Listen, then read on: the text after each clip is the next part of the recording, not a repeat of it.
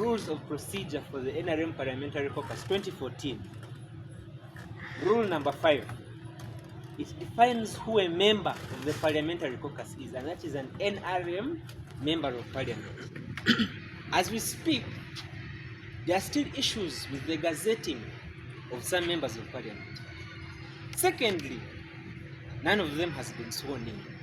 Thus, the 11th Parliament is still in effect and the 12th Parliament has not yet started its term.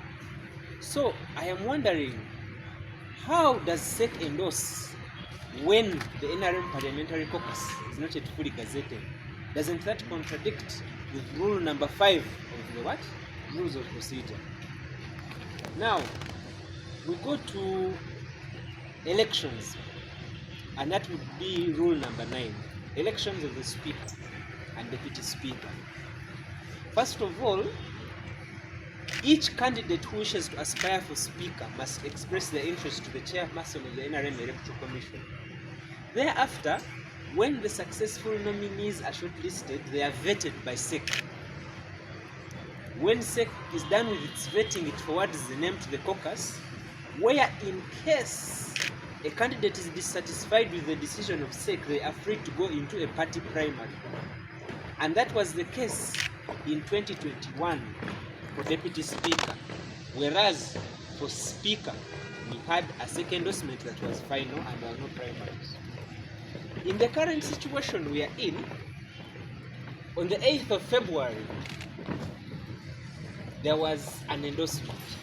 But on that same day, we had not yet had elections for special interest group MPs, the workers, the youth, the elders, and the PWBs. They didn't have their representatives to Parliament. So we are questioning the validity of that endorsement. And then on the 20th of February, the Secretary General, our accounting officer for the party, forwarded names to the caucus. A caucus that I have explained is not yet fully constituted. Currently, we are wondering, how do you forward names to a caucus that is not in existence? Was the President forwarding the names to the 11th Parliamentary Caucus or to the 12th Parliamentary Caucus? And Your Excellency, we have petitioned you on that same matter. And on this regard, I would like to categorically state that the NRN, the revolutionaries that I sit here with, have not gotten a reply to that petition, which we presented to the Office of the President on Monday last week. So my question is, has NRM become a lawless party? Or do we still understand that even though we have a constitution, there are governing instruments like the rules of procedure that guide how the constitution is interpreted? And something that baffles me, honestly, on the 21st of February, the Director Legal Affairs of the NRM party came out and said the decision by SEC is not legally binding until the NRM Parliamentary Caucus is fully constituted. And if you go into the archives, you will find this. But then we have a Secretary General who is claiming that the names were forwarded to SEC to the caucus on the 20th of February. So is there a clash between the Secretary General's office and the Director Legal's office? Because if there is, then truly NRM has become a lawless party. Thereafter, we had a statement by the Director Publicity and Communications, Honorable Dombo. He said that our petition our letter to the President is not valid because only party organs can overturn decisions by party organs. Now, I had a time on my own and looked through the NRM party constitution. Under Article 13, they state what constitutes SEC and what SEC does. And it is not written anywhere in the constitution, there and after, that a party organ can overturn the decision of another organ. So I would like to question Honorable Dombo. Where did you cite that? Which rules of procedure? Are you a kingpin in the NRM now, or we are still governed by the law? And to the Secretary General, If NRM has become a lawless party, tell us, and we shall treat it in the same accord. Thank you. In 2015, a group of poor youth movement, led by youth of this country, questioned the same internal democracy within the NRM, but this was taken as an oversight. But today, we as the members of the NRM, we are saying that we have come to bring the same question. Time divergences started from 11th March 2026 and 20th February, when we received 2 endorsement letters, one from PLU and another one from the NRM.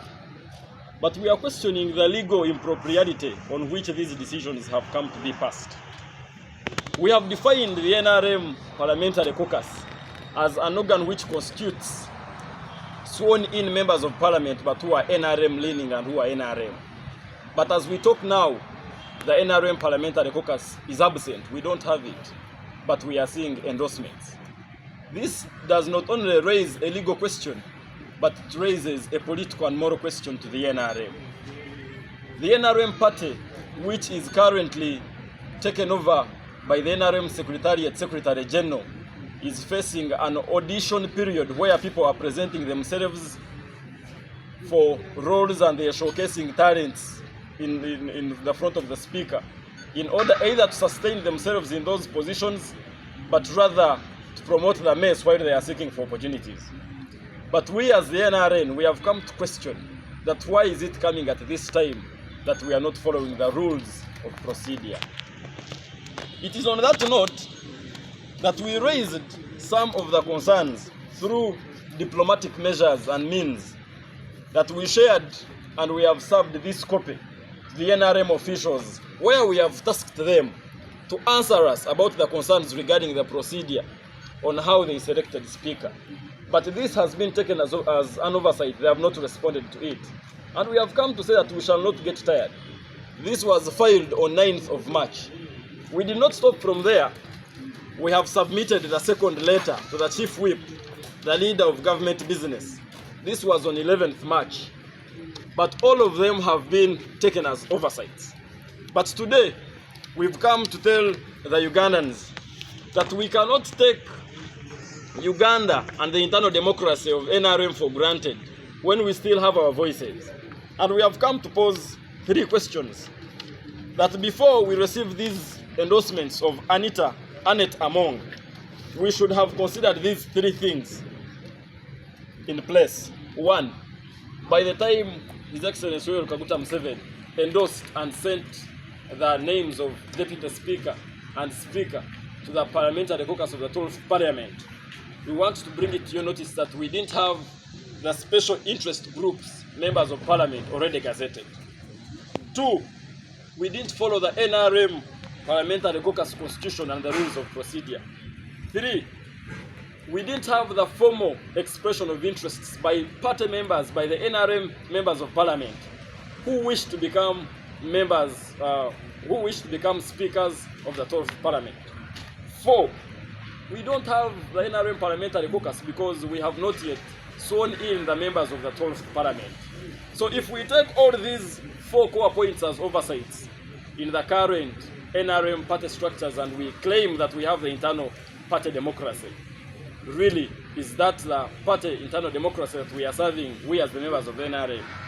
And this question is raised now to the mighty CDF of this country, that of recent, the CDF has always been the top person who has fronted democracy, who has fronted the fight against impunity, the fight against corruption. But if at all at this time we have also seen another endorsement that is coming from the PLU, though not signed by the CDF but signed by Honorable Daudi Kabanda, it raises a question of legal technicalities and legal concerns. How can PLU, a Patriotic League of Uganda movement, endorse someone illegally? Then secondly, we would love to appeal to the Secretary General to retain their positions as secretaries, as directors, as national treasurers.